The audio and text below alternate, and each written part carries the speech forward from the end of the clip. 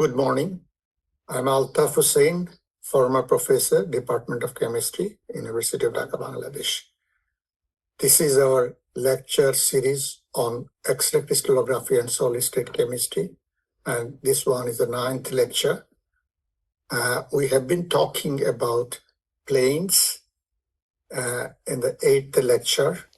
What do we mean by planes? How we symbolize this? And that are the things we talked in the 8th lecture. In this lecture, we continue a little bit of the planes, and then we go to next chapter of the syllabus. Okay, well, we were talking about individual planes, but we can also say about, or we get it as a equivalent set of equivalent planes, and that what is related by symmetry, and that is symbolized by this HKL with second bracket. Do remember this HKL with second bracket, and that means that we are talking about a set of equivalent planes. Okay, let's take an example. In a cubic crystal system, this second bracket 100 means the set of planes is 100, bar 100, 0, 010, 0, bar 10, 001, 00 bar 1. This is for the cubic crystal system. Okay, that means point group symmetry defines the number of planes in the set of equivalent planes. Okay, if we take a tetragonal crystal system, and if its set of plane is 100 with second bracket with this symbol, then it means to us there are 4 sets of planes. That is 100, bar 100, 010, 0 bar 0. Well, now we are talking about why do we need to have it. These are the concern about the orientation of a set of planes. We have to choose the smallest individual set of integer of the Miller indices. I give an example again. If you look to this here, let's say this is a point or lattice points in 1 dimension. Then we have a lattice point in 2 dimensions. That means in x direction and y direction. This is a lattice point. Okay, if we have this lattice point and this lattice point, what we have, we call it 100 plane, 100 plane. But if we have another plane between these two, then we call this we call 200 plane. So as planes 200 are parallel planes to 100, then 100 indices are used to describe the orientation of the crystals. Do remember, this orientation relation is the external faces of crystals are described in this way. Okay, another point comes up that if we look to the 200 planes, this plane and this plane, we have an interplanar distance. That means perpendicular distance, interplanar distance, perpendicular distance between the 2 planes. We call it D, interplanar distance. This is a very important terminology which we have to remember it, and we have to use it while we are talking about diffraction. So again, we should remember that we can have a number of families of planes, infinite number of families of planes drawn in a unit cell, as we like. But the family of planes which contain lattice point, that means internal arrangement of the atoms, ions, or molecules, those planes are the significant planes in crystallography. Okay, now we go to the next slide, and now I show you a few examples of plane. Let's say this is what is our, let's say this is a unit cell. And what sort of unit cell it is? It's a cubic primitive unit cell. So this shaded line here and the shaded line here, there are, this plane is 100. Since it's a cut in the A direction, one cut, and therefore we call it 100 plane. Okay, we can draw other planes also. Now, this is one way of drawing it, and there's another way of drawing planes. You see? But this plane is not 100 plane. This is 110 plane, because you have a one cut along A axis, and one cut along B axis. Therefore, it is 110 planes. So do remember now that 100 plane has got a interplanar distance d1, and if this is another plane, and it has got an interplanar distance d2. So you can see that if the difference between this interplanar distance and the distinguishable difference there. And this d will be, interplanar distance will be considered while we are taking X-ray diffraction pattern. Okay, can we now say what sort of plane it is? Can we symbolize this? What sort of plane it is? You can immediately say that this is 200 plane. This is 200 plane. This we call 200 plane. So, and again, we can come here, and what do you see? What do we see? That we see a cut in A direction, a cut in B direction, a cut in C direction.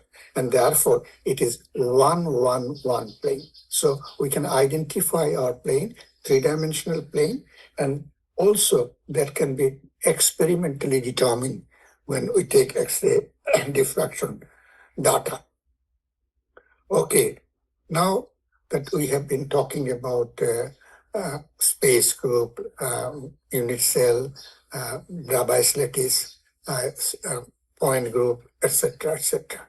And that was in chapter 2 of the syllabus, what we are following for this series of lectures. Now we come to third chapter. We will definitely spend few lectures in this chapter, and the chapter content is X-ray, how X-ray generates, what are the properties of X-ray, X-ray filters, diffraction of X-ray, bicrystal, Bragg equation, reciprocal lattice, Bragg's law in reciprocal lattice, sphere of reflection, limiting sphere. These are the content in chapter 3 of this syllabus. So we start the chapter 3 in next slide. Now we come to how X-ray generates. It is very interesting to know the history behind it. I believe many of you know it. A German physicist named Wilhelm Konrad Röntgen. He was doing experiment in the evening of the 8th November, this Friday, 1895. It is cathode rays and using an evacuated glass discharge tube. Figure is here, a schematic figure is here. See. What he noticed, his room was in a darkened room, and he noticed? A bright spot of light in a coated screen. How it was coated? It was coated with barium platinocyanide, and that screen was about 1 meter away from his discharge tube. And all of a sudden, he showed a bright spot there. He immediately thought that he probably discovered an unknown radiation, and he named it X. And well, this night, it was very interesting that this night he was working so deeply that he forgot his dinner time, and that made his wife very upset. For next 7 days, he was working, fully absorbed in his laboratory, working, eating, and sleeping in the laboratory. Röntgen described in his paper that this ray, X-rays, are unaffected by electric and magnetic fields, but it could penetrate solid depending on that density. He also stated in his paper that while he placed his hand in front of this screen, he could see the outline of his bones of hand. Okay, with this publication, Renjon, well, that was the birth of radiography, and within 3 months of his publication, in Vienna, a hospital started using X-ray as an aid to surgery. It is also interesting to report that for his discovery, Röntgen got the first Nobel Prize in physics in 1901. So you see, that was a discovery. Probably he was not planning for this picture, but it was a accidental discovery, and he got X-ray. Now, in the right, I'm showing you just a tube, a commercial X-ray tube. Here is the X-ray tube, commercial X-ray tube. But with looking to this X-ray tube, you might not get everything about X-ray. What you get, this is the X-ray tube commercially available. Okay. Now, the X-rays are it's an electromagnetic radiation, a very short wavelength, that is 0.1 to 100 angstrom variation of the radiation, and that is 1 angstrom is 10 to the power minus 10 meter. You all know this. Here are the schematic diagram of X-ray tube. What we do, if we high-speed electrons be stopped by a solid object, this does generate X-ray, and following are needed to generate X-ray. What we need? A source of electron. A source of electron. How we get this source of electron? By a heated tungsten filaments, which we call a hot cathode. And what happened with this source of electron? How we do accelerate it? We need applying large potential difference in voltage between the hot filament and target. That is an anode. So we get the electrons from source of electrons from a cathode, and then we accelerate it by means of a voltage difference and a target which stop the electron and thereby generating X-ray. So, and the target could be of heavy metal, that means copper, cobalt, molybdenum, silver, etc. That could be the target, which is a node. And depending on what sort of X-ray study we have to do, and we use our target and using those materials, one of these materials. Well, how it is that you see, these are the metal shielding.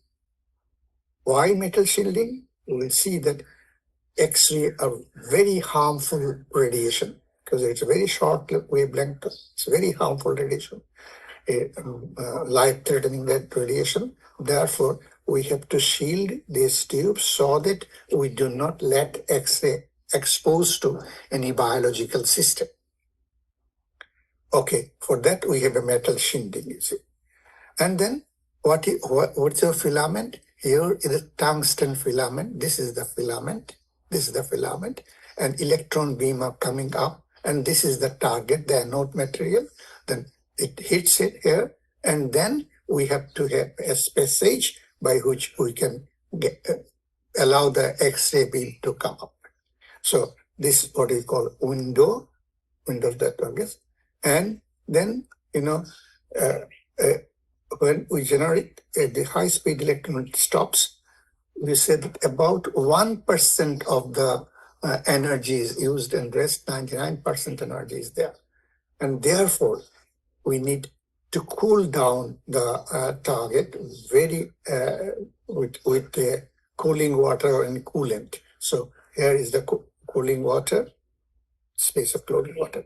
This is one type of target, and there's another type of target. You see, here window is sideways, and the window is endwise. This is the window where we get from here, where the X-ray beam comes. Okay, so this is the target. This is the filament in this type of window. This endwise window and this sidewise window. Okay, next, what we do go? You see. So what are the precautions we have to take for this life-threatening radiation? But that means we have to absorb the tube by a heavy metal so that most of the X-ray are absorbed by this metal, and that's why it is lead. So I say that we could have one or more windows tube, or only in that type of tube we have more or less 4 windows. Well, by the 4 windows we can get the X-ray. So I told it here already that about 1% is converted. The energy is 1% converted. Rest to there. Therefore, we have to cool the target by coolant. And then the schematic diagram is generally sealed. It is a sealed tube. So the disadvantage of this tube is that once you blow off the filament, you have to totally discard the tube. That is why it is a bit expensive. This is very expensive, because once the filament is blown up, the tube is just not working anymore because it is a sealed tube. So therefore, a tube costs around, say, a couple of $1,000 US. Therefore, you lose, so it's costly. Then we have another type of tube, which is called mountable tube. And while it is a mountable tube, you have to evacuate the tube continuously by a pump when you are working. And therefore, this tube can be dismantled also. And once you can dismantle, you can, if the filament blows up, you can take another filament and dismantle it, and therefore you can reuse it. I said, apart from X-ray generator, since it is a very costly thing, moreover it is life-threatening, therefore other component, there are other components. So one other component is a high quality transformer, which gives the electrical loads, and there are many protection devices so that when X-ray is on, if anything wrong goes, it should automatically cut off. These are the modern X-ray tubes. So there are many device which is safety device in the X-ray tube. Okay, now we come to this. How then? What's the theory behind it? Why we got how we get X-ray and what is the characteristic of X-ray? These are things. You see, X-ray was discovered in 1895, and from 1895 there were use of X-ray, but mostly in surgery or in hospital. There is, but then in 1912, another German physicist, Max von Laue, who came up with the idea that crystals should diffract X-ray. And he worked on it and experimentally showed that crystals diffract X-ray. And for this, he also got Nobel Prize in 1914. So you see that there are many Nobel laureates who got Nobel Prizes for their discovery relating X-ray crystallography or crystallography related discovery. Okay. Next, we should say the discovery.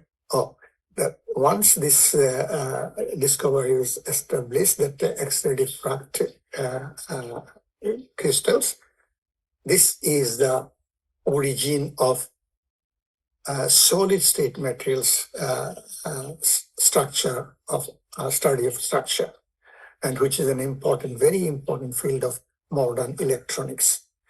This figure shows how X-ray generate.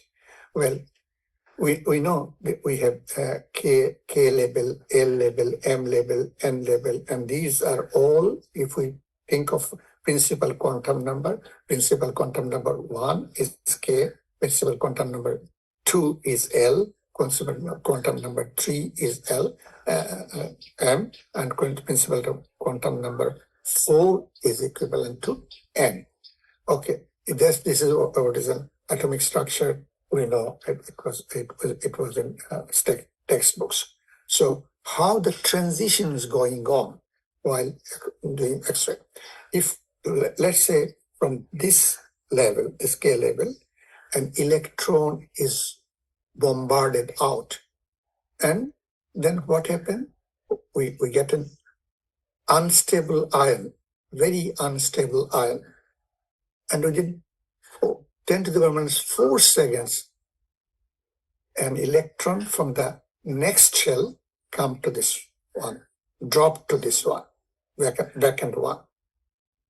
Once we remove an electron from here, we get a vacancy, and this vacancy is filled from the higher level of electron, energy level of electron, within 10 to the power minus 4 seconds. And this is the transition for which X-ray generates. So the electron of this level, electron of this level has got higher energy, and electron of this level has got comparatively lower energy.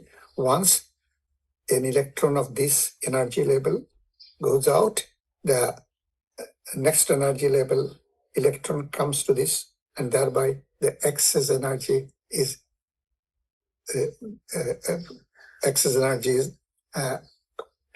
going out.